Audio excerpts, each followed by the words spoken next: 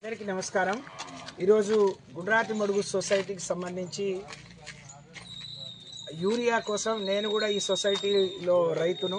నాకు 5.5 ఎకరాల భూమి ఉంది। ఇప్పటివరకు ఒక బస్తా యూరియా కూడా రాలేదు।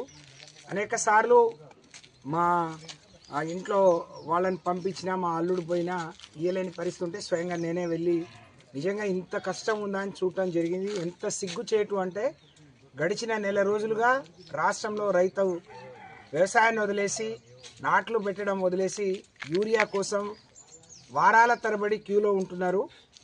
10 ఎకరాలున్నా 5 ఎకరాలున్నా ఒక్క బస్తా మాత్రమే ఇస్తున్నారు। ఇది చాలా దుర్మార్గం।